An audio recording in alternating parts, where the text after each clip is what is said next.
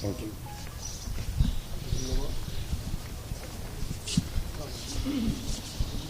সমগ্র বাংলাদেশ একটা কল্যাণমুখী এবং গণতান্ত্রিক রাষ্ট্র পরিণত করার জন্য সেই লক্ষ্যে পার্লামেন্ট হবে সকল কার্যক্রমের কেন্দ্রবিন্দু। আমরা হুইপবৃন্দ আছি যারা এবং আমরা চিফ হুইপ, আমরা চেষ্টা করব পার্লামেন্ট যাতে কার্যকরী হয় এবং রিয়েল গণতন্ত্র প্রতিষ্ঠিত হয়, তার জন্য যা করণীয় তা করব এবং দেশকে একটা কল্যাণমুখী এবং রিয়েল যে গণতান্ত্রিক একটা দেশ তৈরি করার জন্য যা দায়িত্ব পালন করা দরকার তা আমরা সব চেষ্টা করবো। এটা আমাদের মূলত প্রতিশ্রুতি। এখন এবারের সংসদ কতটা প্রতিদ্বন্দ্বিতামূলক হবে বলে আপনি? সংসদ তো প্রতিনিধিত্বমূলক হয় না, প্রতিনিধিত্বমূলক হয় নির্বাচন।